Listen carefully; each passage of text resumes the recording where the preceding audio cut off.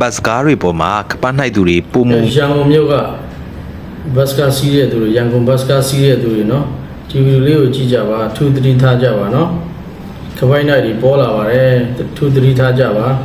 အဖိုးတန်ပစ္စည်းတွေကိုတတိထားကြဖို့အတိပေးတာလို့ဆိုပါတယ်။နေ့စဉ်ဘတ်စကားစီးနှင်းသူ1.4 တန်းကျော်ရှိနေတဲ့ရန်ကုန်မြို့မှာကပတ်နိုင်တွေပေါ်တင်တောင်းချမ်းနေကြတာဖြစ်ပြီးစစ်အုပ်စုဟာဘေးမဲ့ပေးထားနေစေပါ။ကားပေါ်မှာအုပ်စုလိုက်ပါလာတက်ကြပြီးအိတ်တွေကိုထိုးခွဲကာပါလာတာယူကြသလိုတချို့ကိုဓားထောက်ပြီးပေါ်တင်လူရက်တာတွေရှိနေတယ်လို့ခရီးသည်တွေကပြောပါတယ်။နှိုက်နေတာတွေးမိလို့ကူမိရင်လည်းကူတူကိုဝိုင်းဝန်းတိုက်ခိုက်တတ်ကြပြီးတော့ပြီးခဲ့တဲ့နှစ်တွေအတွင်းဝင်ကူညီတဲ့စိုက်ကားဆရာကိုတပ်ဖြတ်ခဲ့ကြပါတယ်။ဘတ်စကားမောင်းသူတွေတချို့ကခပတ်နိုင်တွေကိုတိရှိကြပေမဲ့အသက်အန္တရာယ်ရန်ရှာမှာကြောက်တာကြောင့်ရေငုံနှုတ်ပိတ်နေကြရပြီးအခုတော့တတိပေးတာလောက်လာပါပြီ။စစ်ကောင်စီရဲ့မြို့ပေါ်ပြူစောထီးတွေကိုလူမိုက်တွေနဲ့ဖွဲ့စည်းထားသလိုလူမိုက်တွေကလည်းမြို့နယ်အလိုက်စက်ကြီးကောက်ကားကွယ်ပေးထားလို့ပို့ပြီးအသင့်ရဲလာနေကြတာဖြစ်ပါတယ်။ရန်ကုန်မှာဘတ်စကားတွေပေါ်ကပတ်နိုင်တွေတောင်းကျမ်းနေပေမဲ့စစ်အုပ်စုဟာဘေးမဲ့ပေးထားသလိုဆင်းရဲတဲ့ကာလမှာထောင်းခါတာတွေလုပ်ပြီးလွှတ်ပေးနေပြန်ပါတယ်။